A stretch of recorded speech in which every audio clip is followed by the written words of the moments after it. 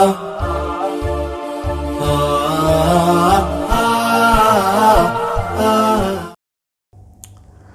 الله الرحمن الرحيم الحمد لله رب العالمين والصلاة والسلام على رسول الله waxaad ku soo dhawaataan barnaamijkeenii aynu ugu magac darnay Soomaalida maxaa ka hortaagan in ay dawlad yeelato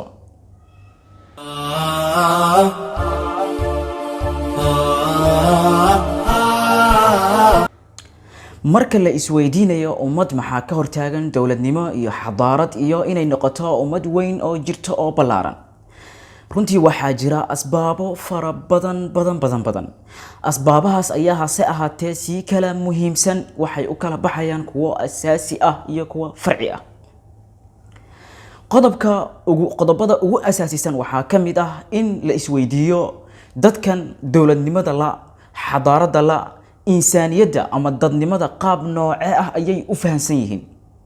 haddii aan si kala u dhigno ayagoo fahansan xataa qaab nooceeya ayay ula tacaamulaan xalqada mawduuca aynu uga hadli doono waa kaas waana qodob muhiim u ah inaynu dawladnimadeennii ku weynay kadib markaynu si khaldan ula tacaamulnay insaaninimada Soomaalida waxaa ragaadiyay waxa aynu ugu yeerno anagu qabiil balse qabiil marka la asalaynayo waxaynu maanta ka fiirinaynaa zaawiyo kale oo ku saabsan wax la yiraahdo al-insaniya insaaniyada waxa uu asal ah wax la yiraahdo karama الله سبحانه وتعالى قرآن كيسا وحا وكأسلي قضب كاس أو وحا ويري ولقد كرمنا بني آدم وحملناهم في البر والبحر الله سبحانه وتعالى نبي وحا أصو ديري قالوا صومالي دا مركا اللي يرهدو أي نقون يسو وحود وحولير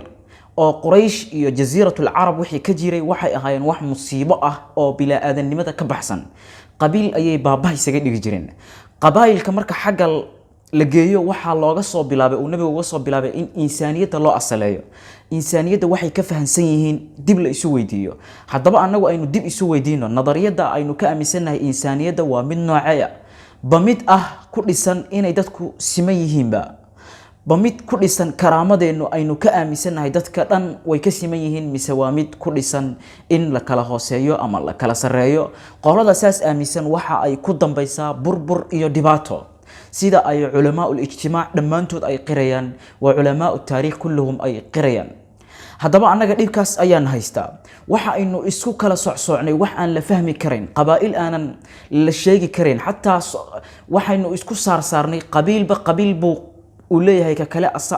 anaga ayaa ka sareeya asna uu iga hooseeya taas marka waxay noqotay inaynu khaladnay wixii insaaniyada ahayd anagoo haysana bi afdal risala oo Allah subhanahu wa ta'ala soo dajiyay in adduunyada lagu hormariyo loogu talagalay ayaynu hadana barta inu naalna kamana aynu faa'iideysan midii caalamku qarbiga uu ka qaatay islaamka uu kadib wadankiisa ku dabaqay waxaynu ku soo dhacnay meel dhexe meel aanan adduunyada aynu uga harnay qurun sana waxaynu soo maraynaa meel aanan la qiyaasi kareynin waxaana u asal ah kan maxaynu ka haysanaa insaanka nadariyada aynu ka haysanaa maxay tahay waxaynu isu qaybinay wax la yiraahdo 4.5 baynu hadda dawladeena ku dhisnay 4.5 ka lagu sheegay ummad wax daraasaysay ama taariikh daraasaysay ama duwal wax dhisideeda wax ka fahansan wax kuma dhisi lahaayeen sababtoo ah inay burbur sababta mooyaane ma sababayso horumar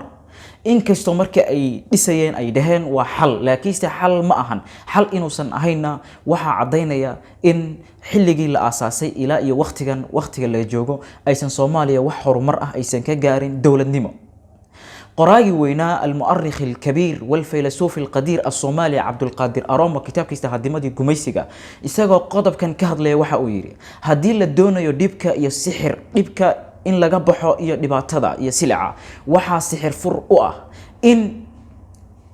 لحال مريو لحريو لغانا دعيستو دادكا ديباتادا لو جيستي ee la faquuqay iyagoo aan wax dhiba geysan wax in ahna aan lahayn ee loo faquuqay jaahilnimada iyo kibirka isaga oo ku halqabsanaya gabaygii ahaa waxay iguma soo dago hadana wax ima seegaan ayaa waxa uu yiri hadaan la xal marin lagana ducaysan dhibka lagama bixi doono sidaasi la mid ah Dr. Raqib Sarjani fi kitaabihi al-mushtarak al-insani qodobka marka uu ka hadlay waxa uu yiri dadka waxa laga yaabaa in dad umad kale karaamadooda marka ay ku cayaarayaan ay u maleeyaan wax fudud balse caaqibadeedu ay ay ku tagto buu leeyahay oo ay ku weyso jiritaankeeda ay ku weyso annagu jiritaankeena ma ku weyna mise kumaanan weyn waynu ku weynay Abdul Qadir Aroma kitaabkiisa hadimadii gumaysiga markii uu ka hadlayay wixii Ingiriiska uu Soomaalida ku sameeyay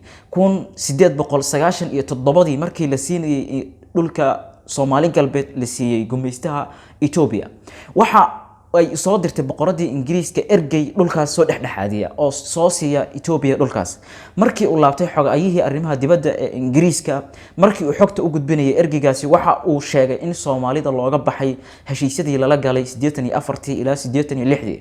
waxa uu ku yiri dhul Afrika ku yaala iga dhaafay boqor milig ma soo raali galisay oo ma nagu taageeraya Mahdiga Suudaan aynu la dagaalamayno waa intii uu san halgankii Sayid Maxamed Cabdullaahi Xasan al-Mujaahid al-Kabiir rahmatullahi ta'ala alayhi uu san soo bixin weeyaan xagee ay nooga timi dhibkan in la raali galiyo Ethiopia Suudaanna in la dagaalamo la isku bogaadinayo annagana aynu markaa wax ummad aan jirin laga soo qaaday maxay ahayd annaga ayaa karaamadeena ku cayaarnay waayo annaga ayaa isu haysanay qabiilba qabiilka kale ku dhagana oo saladanad yar samaysanay annaga hadda waxa loo yaqaan 4.5 ka aynu sheegayno qabiilba qabiilka kale 4 way siman yihiin baa la leeyahay laakiin midna ma aaminsan ka kale inuu la siman yahay maxaan uga dan leeyahay inaynu ku dhisno mujtamacana daakhili inaynu ku dhisno aayada dhahaysa yaa ayuha naasu taquu rabbakum alladhi khalaqakum min nafsin waahida أئمدنا خطبتها أخرية جمعة والبويلة تاجيهم بس أنه ما أينو تطبيقين تاسي وحي كرديان تهاي أنه سي طبعا إنسانية دا إنه أفهمين ولي هدي أي نجد داعي لهاي مسكحيا وإنه صورة جرين لهاي